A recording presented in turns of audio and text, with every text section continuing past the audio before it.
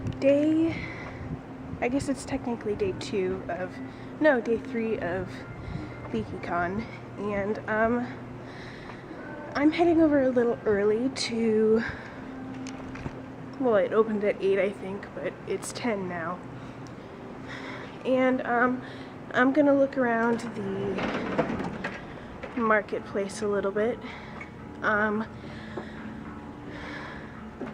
I'm gonna try and look for a backpack because I just want a Harry Potter bag in general, but this messenger bag I have, with all the stuff I carry day to day, it kind of adds up to a bit of a good weight. It's like carrying a bowling ball around practically. And I think that having a backpack will help even out the weight a little bit and make it not feel as heavy. So yeah, I like the bag that I use now, but yeah, anyway, heading over there now and stuff and things. So I just stopped by the Esther Earl, the Star Won't Go Out booth, got a bracelet, and I got a sticker thing, ribbon, and I got a pen and some soap that her aunt and uncle made. So I'm really excited about that. Loved Esther. I unfortunately didn't start watching her videos until after she passed away, but yeah.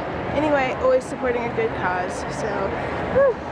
So it doesn't seem like there are any backpacks, but I managed to grab a LeakyCon bag from when LeakyCon was in Chicago, which this looks like a pretty sturdy bag, 20 bucks.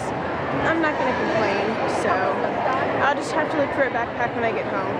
So yeah, anyway, I'm excited because this is an awesome bag. Talk about a big tent, like seriously. There, I guess Shelterbox is a sponsor, I don't know, but it looks like an awesome tent. I'm gonna have to remember this because the inside is huge, like, and there's a side room type thing. So I've never seen a tent that big. So right now I'm at the What Snape Deserved panel, and we're basically just going to be discussing Snape's character as a whole. So it's more of a discussion thing. So I'm going to start off with saying this is my first panel ever to run. So how these are supposed to be run, because I also haven't been able to go to any panels because I've been so booked. So I hope it's all right. I wrote a little like opening speech thing, and no, I don't have it memorized, so I do have to read off the paper. But I hope that's all right with you guys. Can you spare a few seconds? Maybe. Okay, thank you for your wonderful permission. All right. I would like to begin this panel with a simple statement. You cannot deserve a person. I do not want to see this panel dissolve into a debate about whether Snape deserved Lily or if they deserved each other, not when they both had actions that showed that they didn't, that they both displayed reasons that they didn't need to, and you still can't deserve a person. I don't want to discuss that in such a simple answer, all right? That's like point blank. It's really simple. In my opinion at least, that it was shown that Severus Snape lacked a lot compared to other characters in the series. He didn't have a family, he didn't love anything outside of a memory, he did not have friends, he did not have a pet, he did not even have a hobby. The one thing that he enjoyed doing became his job under Professor Dumbledore to keep him close by. I don't know many people whose job is also their hobby. Oh, well, lucky you. Best thing ever. I do not want to pity Snape, and I do not want to make him out to be more than he was. He was a cruel man, he was a broken man. He took his emotions out on those younger and weaker than him with no particular reason. He was not a hero, but he was brave and loyal to the idyllic memory of a person who was long since gone. But he was human, and because he was human, I feel like he deserved something. I would like to discuss how the lack of all of those things made him into the man he became, and how the presence of one or more of them could have changed how he saw him. Now, I would like to open the floor to if anyone would like to start discussion, or we should. Just a quick introduction. I am Carol Echelin, Potter Scholar, Just did my master's in English, and my master's thesis was on Harry Potter. And duality and stuff in the series, and I'm not actually presenting anything on my thesis at this conference, but I will talk about it. Anybody who asks. It's so much fun. So anyway, so I'm sitting on this panel as a Potter fan, and you know, and Potter study or person. Also, my name is Savannah. I forgot to do that. It's all good. But yeah, so I don't know if anyone would like to start discussion. Sure. Try to stand up. You can want. Yes. I just wanted to disagree with one of your points. I agree that he doesn't deserve a person. I agree that, you know, he was broken and horrible and cruel in some ways. But I don't think that you cannot claim he's not a hero just because of everything that he went through. I find that he's an anti-hero is how I classify him, and that isn't the same thing. That's me. I don't know if anyone would like to talk to her or start a new discussion point. Would you like to respond to her or start something else? I'm agreeing with her actually. Okay. Because I kind of think that, while I can see why you think he's not a hero, I think because Snape is constantly living with regret from quarreling with Lily at the end and then revealing to Voldemort the prophecy, and he did everything he could to atone to that and to really go to the end of the earth to protect Harry at the end. I think he died in zero, and I think, who does that? Like Snape, you think he has no ability to love, but because of that love, he did everything he could, and while he didn't speak to Harry very nicely and stuff, he still went to the end of the earth and died, just for Lily. And that's what I think. Yes, for a minute. Yeah. Okay. I'm sorry, I'm bad at this. I think part of his cruelty may have been a mask so that Harry didn't necessarily trust him, you know, if that makes sense. So I think some of it may have been a mask. I don't know. As far as Snape's cruelty and stuff is concerned, if we want to, just because I think it's an interesting point of discussion, if we want to go along with the fact that, Snape had to be cruel to Harry to, so that nobody would get, that he was helping him, right?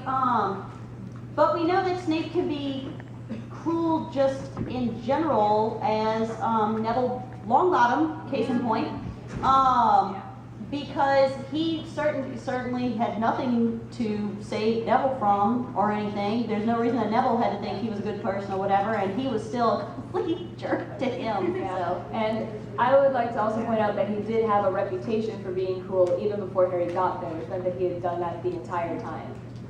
You know, he was cruel to other people as well. It wasn't just to Harry specifically. You look really yeah, he was trying to do this a lot. Yeah.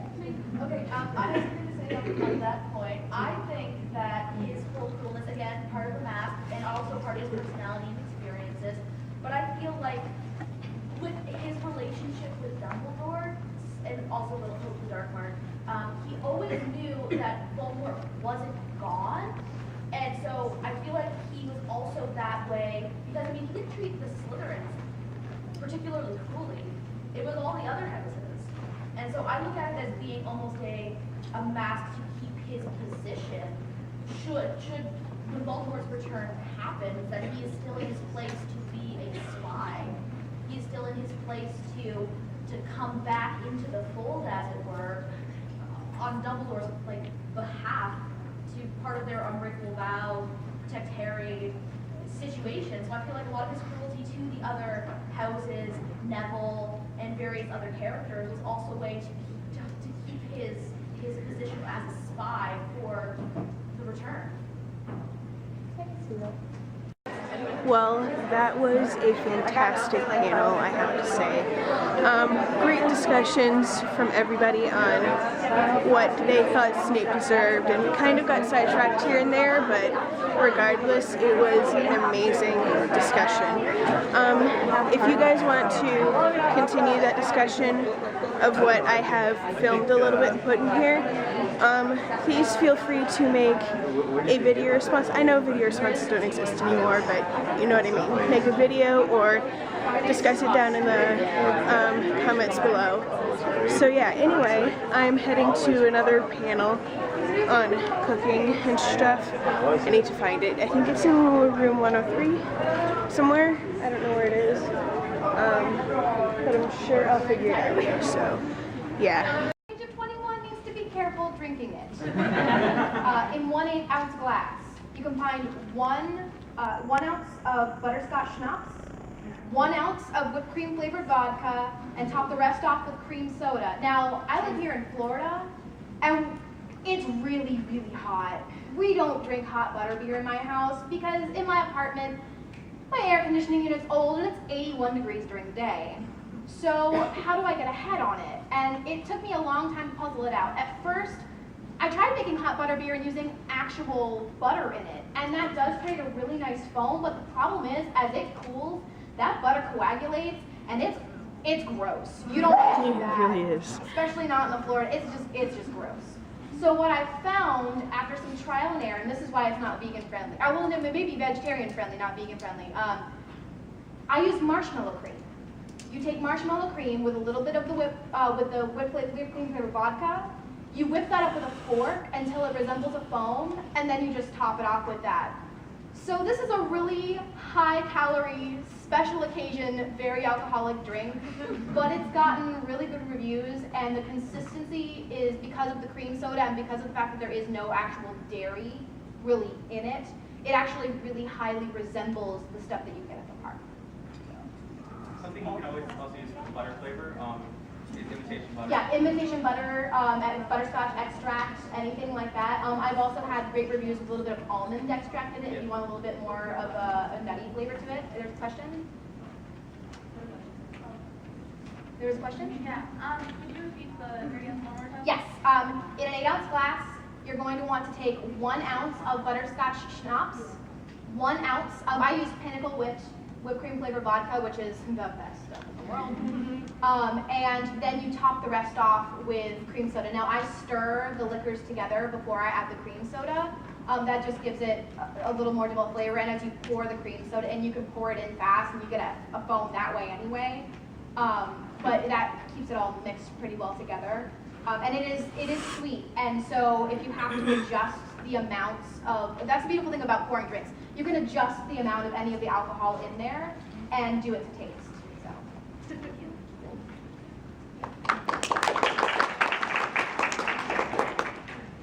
I made Pokepuffs, if anyone plays Pokemon, and see, I had a few problems, like, since I had to dye it, sometimes the coloring didn't come out right, but they still ended up looking pretty good and puffing up the nose. So, if anyone wants the recipe, I have 4 copies.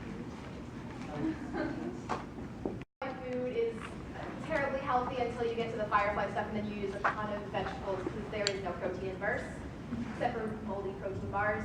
But Mrs. Weasley's always shown roasting something or frying something, and roasting a whole chicken is a really, really good skill to know, because not only is a whole chicken actually cheaper to buy per pound than any other cut of meat that you're going to find individually, you can make it into soup and it will last for 10 meals. So one of the biggest things I found when roasting birds is to use what's called the high heat method. They all say 350 for 20 minutes per pound. You see that recipe all the time. Start at 450 for 15 minutes first. Take that off of the roasting time and then lower it to 350. You're going to get a really nice, well-developed, crispy skin. Now to get a really good crispy skin, you don't want to use anything but real butter, because nothing is going to make anything crispy enough like real butter does. And the biggest tip that I have for roasting is, and it sounds a little gross, if you don't like handling raw meat, this is not a tip you want to try. You separate the skin from the breast meat.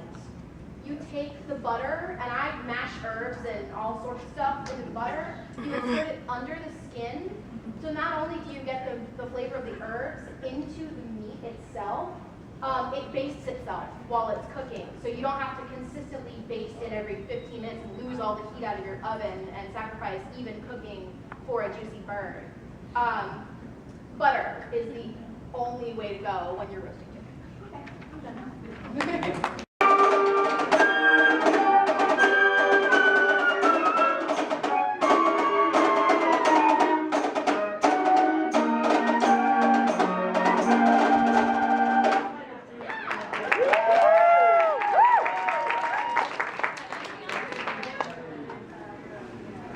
Did you do Zelda yet? Oh, Zelda.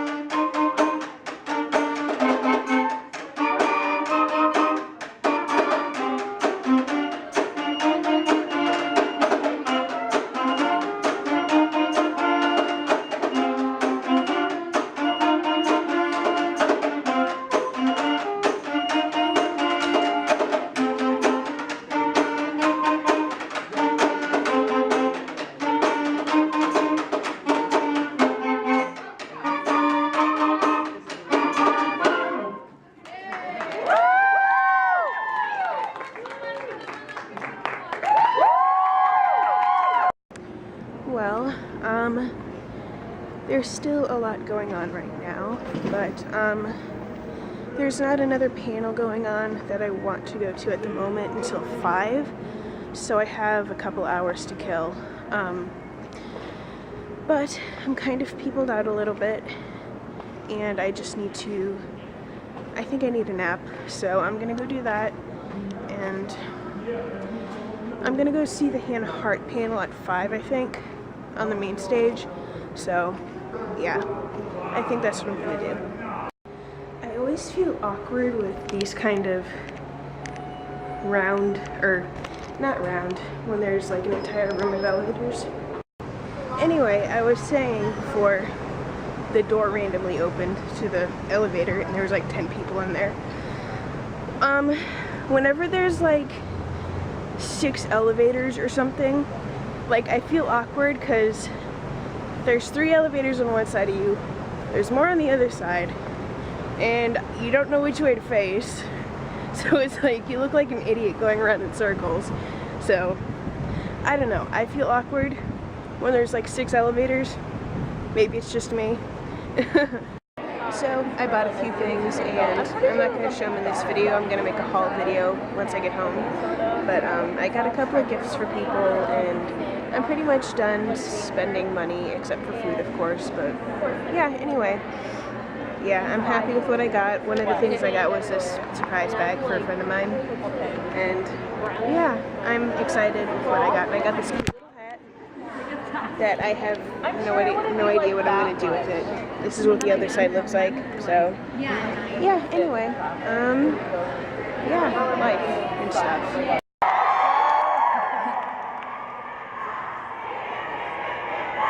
Oh, I hear it now. You guys are really good. Do you guys know what they were saying? They were saying Camp It Up from Camp Dakota. I bet everybody saw that. It's a movie we did. It was super duper great. Are you guys having a great time at LeakyCon? Are you guys getting a little bit tired of wooing all the time? No? I heard much less no than I did in the woo. Okay, well, so I am doing a course called Potions 101, and this isn't so much a course, and this isn't, I haven't clicked anything yet, don't worry. This isn't so much a course as it really is what I was hoping to be, a Harry Potter drinking game, but because we don't all have drinks. Can I get a water? Sorry guys, can I get a water? Thank you. Huh? Yeah. No, somebody said it's vodka. It's important to stay hydrated. Gin is the best. So anyway, it's not a Harry Potter drinking game because I can't guarantee the age of everyone in the audience, and then also, you know, there's no bar, really. But it's Harry Potter drinking statements. And these drinking statements are really just about 10 Harry Potter characters and what I think their drink of choice would be. So, let us begin! First we have Harry Potter. I'm gonna use fan art throughout this whole thing instead of like the actors' faces because I love, movies are great, blah, blah, blah. I'm not gonna get into movies, books, stuff. I'm just saying that in my mind, I always still picture the characters I pictured in my head. And I think fan art is good for that. So, Harry Potter, he is in my head like an emo, kind of black and white guy. And I think that at the end of a long day, when he's sitting by himself with his thoughts, Harry Potter would probably want to drink some absinthe. When it comes up, which is the clicker. Why didn't? Yeah, there it is. Because of his absent parents.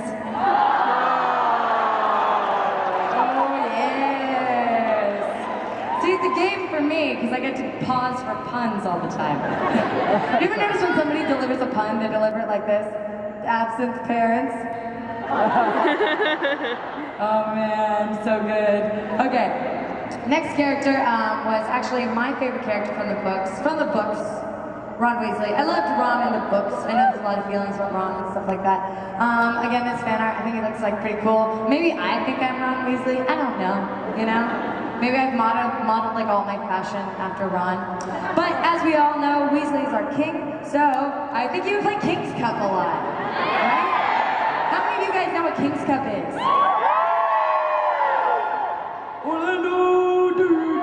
That's amazing. So for those of you that don't know what King's Cup is, it is a drinking game where you have a deck of cards all around, and you pull cards, and every card has a meaning, like 2 is you, 3 is me, 4 is floor. What? 5 is guys. Floor! I know, I'm just listening to you guys, sorry. It's probably not fun to mess with you. I'm like, what? Yeah, 4 is floor, et cetera, et cetera. And so I think it would just be I think that would be Ron's kind of game, and he would have a good time. Next, we're doing Hermione Granger. Ooh, yeah, I had such a crush on Hermione. This is probably all related to the fact that I also felt very close to Ron Weasley. Can you guys hear that massive echo? Yeah. Is it easier? Can you guys hear me better if I talk with the mic farther away from my mouth or closer? Closer? Okay. It's like being in a weird distilled daydream where like you say something, you know? You guys ever know when you have been traveling too much, you get that weird fatigue feeling where you start seeing everything in frames? You know what I mean? Because your brain is like, you know what, I'm not gonna do the work of blurring all this together. Here. And you're just like, what? Oh, left. Great. That's very much like Hermione Granger. No, it's not. So I think that, Hermione strikes me as the type of person who, as an adult, will develop a very refined taste. And remember that one time she spent the summer in France with her parents? Well, I think that after that, she would only want to drink champagne from champagne and refer to all other white sparkling wines as sparkling white wine. And to the adults who get that joke, thank you. And to the kids who will grow up and, go out to dinner with snobby people sometimes, you'll hear the phrase sparkling white wine. That's not champagne. That's not true. You're like, what? It's in a bottle and it tastes great. Next! Oops, hey!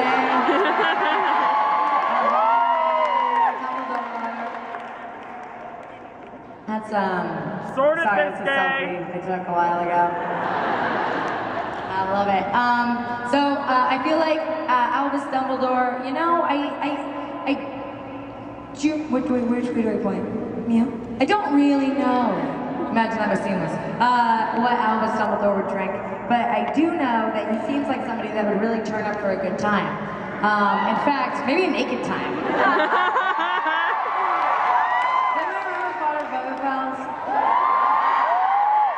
I feel so at home at this con. You know? People reference like Viners and YouTubers and Twitterers that I don't know them. But at this, I feel like when people make a reference, I'm always like, oh, yeah, I get it. Yeah, I get that. I get that. Anyway, 5 ever. Great. Next, Voldemort. Scary guy. You know, I didn't really want to spend a lot of time thinking what this bitch would like to drink. But I did, you know, start to Google, like, unicorn blood. And I Googled baby unicorns. And then I got in a really weird K-hole, but then I found this. And so this really isn't so much like what Voldemort would drink, as much as it is, hey guys, while building this PowerPoint, I found this picture. Isn't it so cute? I mean, seriously. Remusly, that is cute. That is cute. This is not the end with the middle transition section. So anyway, I did like the 5 I feel like really main characters and whatnot, just in case for some reason people didn't know all the Harry Potter characters, so those were the 5 you probably knew up top. And now I'm going to do 5 more, but lesser known. Not entirely unknown, but lesser known. So, as we all know, Winky is my spirit animal. Keep Winky away from the butterbeer. I'm really excited to try butterbeer. And like, I hope that doing My Drunk Kitchen lasts long enough that when there's like a 25th anniversary edition of Harry Potter, I can do like a really amazing Harry Potter episode. I can do it long before then, trust me. But I'm just saying, like, that would be really great. And I like also that everybody has their own recipes for butterbeer. So share them with me all the time, because I want to make mine. Next, Colin Creevy, right, everybody? Colin Creevy, sweet guy, nice kid. Super enthusiastic. I don't know. I bet you weren't expecting that. Love me some MS Paint, yo. Oh man, I love you, MS Paint. I miss you. That's why I use MS Paint to build all of my thumbnails. I should probably move on to Photoshop, but like, let's be real, I'm not that good at things. MS Paint, however, I'm good at. So anyway, this is Colin Creevy. He's a little guy, he likes pictures, he's very enthusiastic. So I feel like he would be the person at the club who is drinking Red Bull vodka and then also manning like that big club camera that takes like the big flashy light that just flashes on you. So you guys ever see pictures where like clubs look really cool and you see like people in the flash and then like everybody's behind like, you know what I mean? So Colin Creevy would be that guy if he decided to like, you know, live the LA dream. So Rebel Vodka, FYI, quick service announcement, do not mix energy drinks and alcohol. Just don't do it. Here's why it's a bad thing to do. 2 reasons. 1, caffeine, energy drinks, stimulants, right? Alcohol, depressant, okay? So your brain is getting 2 conflicting messages. Reason number 2, toxic jock syndrome. Alcohol lowers your inhibitions, energy drinks up your energy. So that's just a bad combination. Your brain has a fail-safe for when you drink. It's like, you are no longer in charge of making decisions, lights out. You know, and that's it. Energy drinks prevent your brain from doing that and can lead to trouble. So I care about you all very much, and I don't want to at all endorse energy drinks and alcohol. I like that though. I like to think that your brain is like having conversations, like, you know, there's your consciousness, right? And your brain is just like, liver is working its ass off, and what are you doing? Are you taking shots of Fireball? No, you're out, you're done. You are not in charge. And you're like, oh, just consciousness off. Ego is messing it up for everybody. Oh, yeah. Anyway, next, we're doing, Lucius Malfoy. We got some international fan art now. Credit to the author in the bottom corner there. So, Lucius Malfoy, I think would probably, you know, he's a classic Dame. I am sure he probably, what?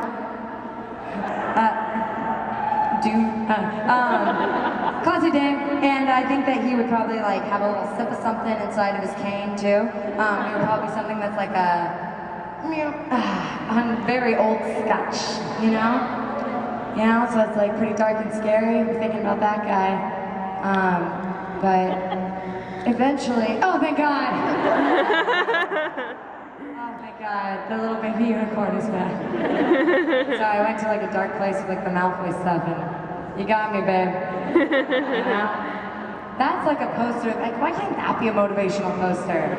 Let's just put that up somewhere, where it's just like, if I can, so can you. You're like, thanks baby unicorn. I mean, how did you even get in that onesie? Oh, so great, so at peace. Look at its hands. That is one zen, mindful baby.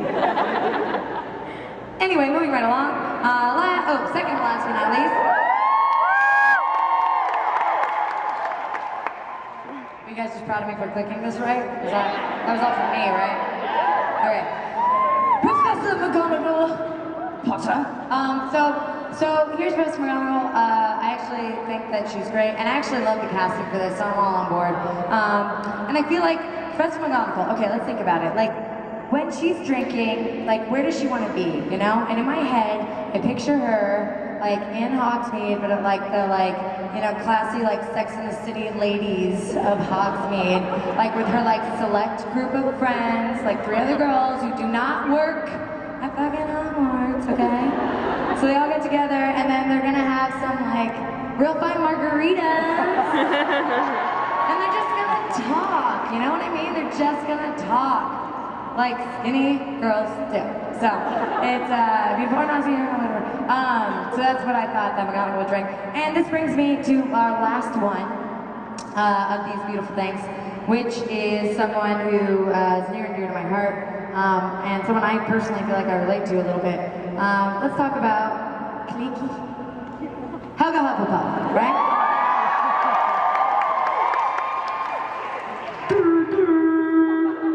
You know when you're like flipping channels, radio DJ noise? They're like, K101, and you're like, stop yelling at me. I hate the radio. Anyway, Helga Hufflepuff, I really feel like of Hogwarts, she would be the Hogwarts version of Julia Child. You know? She's probably like a fun lady. You know she's probably carrying around like a jug of wine or like a jug of mead, being like, yo, you know, my common room's right by the kitchen. Let's do this. Which reminds me a lot of Julia Childs. And so frankly, it also reminds me a lot of me. Yep. It's gonna be really hard to do politics later in life. Yeah, which really reminds me of me. So anyway, long story short, those are some Hogwarts Harry Potter drinking statements, and I do not condone or endorse drinking heavily out of cups, but out of punch bowls. Yeah, I think it's pretty great. So thank you guys so much.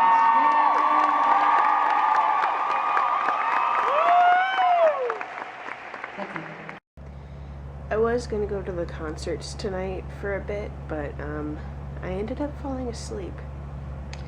I intended only to sleep for like an hour, but it's like 11:30 now, so yeah. Anyway, I'm gonna just go ahead and get ready for bed and read for a while, so yeah, anyway, today's vlog is gonna be kind of long, so I'm gonna go and I shall see you all tomorrow. I'm definitely going to go to the Esther Earl Ball tomorrow. Not going to miss that for sure. So, anyway, bye.